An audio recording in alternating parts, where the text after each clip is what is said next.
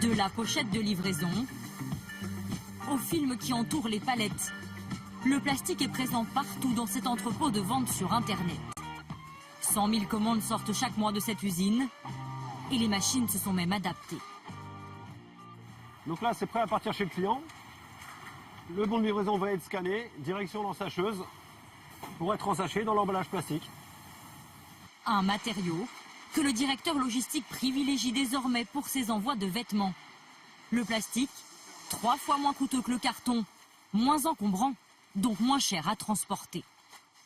J'ai 150 enveloppes dans ce box, j'ai 50 cartons pour la même surface au sol.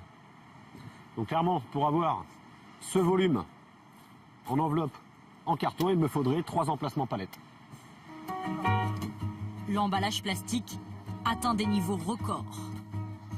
7,9 milliards d'euros de chiffre d'affaires en 2015.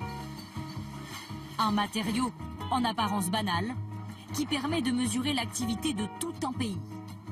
En 2008, la consommation de cosmétiques s'effondre, l'emballage dans ce secteur aussi.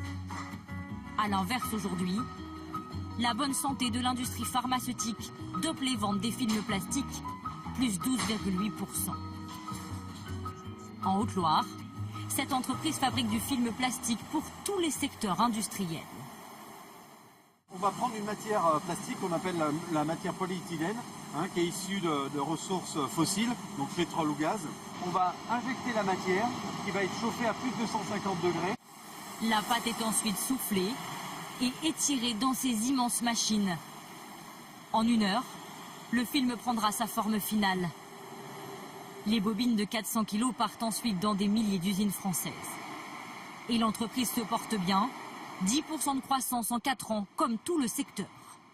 C'est un très très bon baromètre. Si les Français consomment, nous on le ressent sur les films qu'on va fournir. Il ne faut pas oublier que, comme je vous le disais auparavant, un produit fini, sans l'emballage, il ne peut pas sortir des usines. Donc forcément, plus nos clients mettent des produits sur le marché, plus on a du plastique consommé.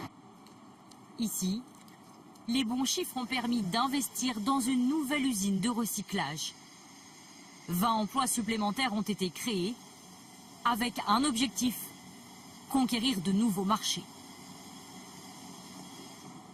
Maintenant, c'est une vraie demande client. Les clients veulent introduire du recyclé dans leurs produits et en font un vrai argument commercial vis-à-vis de leurs consommateurs. Un emballage recyclé lui aussi en pleine croissance. En France, 2,1 millions de tonnes d'emballages plastiques sont produits chaque année.